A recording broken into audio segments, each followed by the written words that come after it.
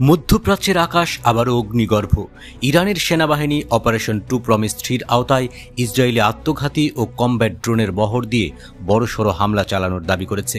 ইরানি বাহিনী এক আনুষ্ঠানিক বিবৃতিতে জানানো হয়, ইসরায়েলি সামরিক অবস্থানগুলোর উপর অত্যন্ত সুনির্দিষ্টভাবে আঘাত হানে এসব ড্রোন। গত 24 ঘণ্টায় অভিযানের সপ্তম ও অষ্টম ধাপে চালানো এই আক্রমণে ব্যবহার করা হয় অত্যাধুনিক বিস্ফোরকবাহী ড্রোনের নানা ধরন, যার বেশিরভাগই তাদের নির্ধারিত লক্ষ্যবস্তুতে সফলভাবে আঘাত হানে। বিবৃতিতে ইরান স্পষ্টভাবে জানিয়ে দিয়েছে, এই অভিযান ইসরায়েলি আগ্রাসনের বিরুদ্ধে তাদের বৈধ প্রতিশোধ, একটি সরাসরি জবাব। 13 জুন শুরু হওয়া এক ভয়াবহ হামলায় ইসরায়েল ইরানের সামরিক ও বেসামরিক লক্ষ্যবস্তুতে ধারাবাহিকভাবে আঘাত হানে। নিহত হন শীর্ষ সেনা কর্মকর্তা, বিজ্ঞানী, বিশ্ববিদ্যালয়ের অধ্যাপক, সাংবাদিক, ক্রীড়াবিদ এবং অসংখ্য নিরীহ মানুষ। আক্রান্ত হয় হাসপাতাল এবং অ্যাম্বুলেন্স পর্যন্ত। এই বর্বরতার জবাবে ইরান শুরু করে অপারেশন ট্রু প্রমিস 3।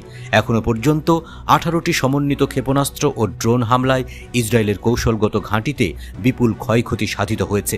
পৃথকভাবে ইরানি সেনাবাহিনী আরও 8টি সফল ড্রোন অভিযান চালিয়েছে, যার প্রতিটি ছিল অত্যন্ত কার্যকর। শুক্রবার ইসলামী রেভলিউশনারি গার্ড কোর IRGC এক বিবৃতিতে জানায়, তারা শাহেদ 136 আত্মঘাতী ও যুদ্ধ ড্রোনের পাশাপাশি কঠিন ও তরল জ্বালানি ভিত্তিক নিখুঁত দিক নির্দেশনা সম্পন্ন ক্ষেপণাস্ত্র ব্যবহার করে নির্ধারিত লক্ষ্যবস্তুতে আঘাত হেনেছে।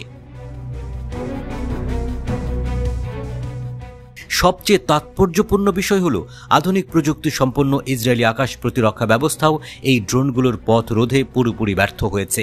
একাধিক স্কোয়াড্রনের ড্রোন ইসরায়েলি অঞ্চলের আকাশে নিয়মিত টহল দিয়ে যাচ্ছে কোনো বাধা ছাড়াই। বিশ্লেষকরা বলছেন, মধ্যপ্রাচ্যের ভূরাজনৈতিক মেরুকরণ নতুন দিকে মোড় নিচ্ছে। ইরানের প্রযুক্তিগত সক্ষমতা এবং সামরিক দক্ষতা আন্তর্জাতিক মঞ্চে নতুন করে আলোচনার জন্ম দিয়েছে। তেহরান জানিয়েছে, যতদিন ইসরায়েল বেসামরিক স্থাপনায় হামলা চালাবে ততদিন এ ধরনের প্রতিক্রিয়া আরও তীব্র ও ব্যাপক হবে। ইরানের সর্বোচ্চ নেতৃবৃন্দ ও সামরিক বাহিনী এখন আর কূটনৈতিক ভাষায় নয়, সরাসরি সামরিক ভাষায় বার্তা দিচ্ছে। এই পরিস্থিতিতে আন্তর্জাতিক মহল উদ্বিগ্ন। জাতিসংঘ, ইউরোপীয় ইউনিয়ন সহ বিভিন্ন মানবাধিকার সংস্থা পরিস্থিতি নিবিড়ভাবে পর্যবেক্ষণ করছে। এদিকে ইসরায়েলি সেনা ঘাঁটিতে একের পর এক আঘাত হানার ফলে ইসরায়েলি জনগণের মধ্যে আতঙ্ক ছড়িয়ে পড়েছে। যুদ্ধাবস্থা বাস্তবতাকেই সামনে এনেছে। ইরান জানিয়ে দিয়েছে, ট্রু প্রমিস 3-র শুধু শুরু, প্রয়োজনে আরও ব্যাপকভাবে এই অভিযান বিস্তৃত করা হবে।